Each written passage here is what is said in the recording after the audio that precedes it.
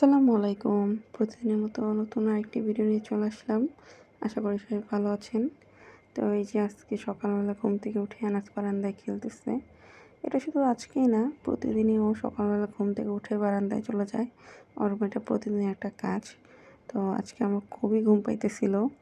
জানি না কেন সকালবেলা ঘুমাইতে পারিনি। পরে মানে 10টার পরে যে ঘুমাইছি, এজন্য ঘুম পাইতেছিল অনেক। তো আমি একটু চা বিস্কুট খাইতেছিলাম।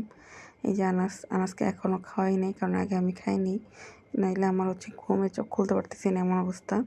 তো প্রথমে চা দিয়ে বিস্কুট দিয়ে খাইলাম, তারপর আনাজকে খাওয়াইলাম।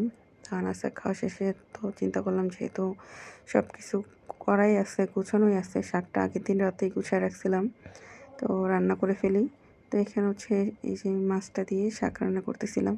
তো এই মাছের আমি নাম জানি না, আমার শাশুড়ি দিছে। তো পুঁইশাক দিয়ে মাছ দিয়ে রাঁধতেছিলাম।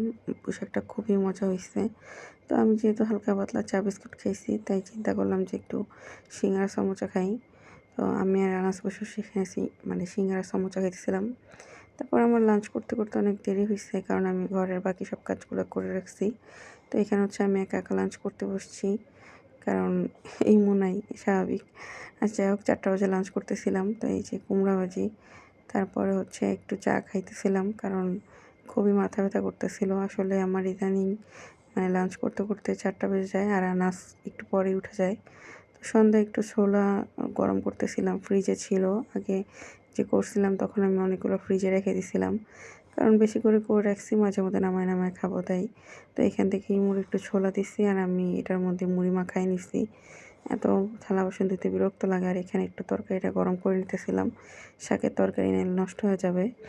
তো এই যে আমি ছোলার সাথে মুড়ি মাখাই নিছি। এটা দেশের মুড়ি, আমার শাশুড়ি আনছিল।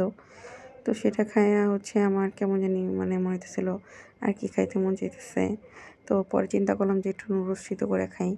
রান্না করতে ভালো লাগতেছিল না, কারণ শরীরটা খুবই খারাপ লাগতেছিল। প্রচণ্ড পা ব্যথা করতেছিল আর মাজা ব্যথা করতেছিল। তো পরে রাতে চিন্তা করলাম যে ভাতটা তার খাবো না, তো একটু স্যুপ রান্না করি। তো এখানে স্যুপ রান্না করছি ডিম দিয়ে। তো এটা আনাস আর আমি খাবো। তারপরে যদি ক্ষুধা থাকে অনেক রাত্রে ভাত খাবো। তো আজকের মতো এই পর্যন্তই। আল্লাহ হাফেজ।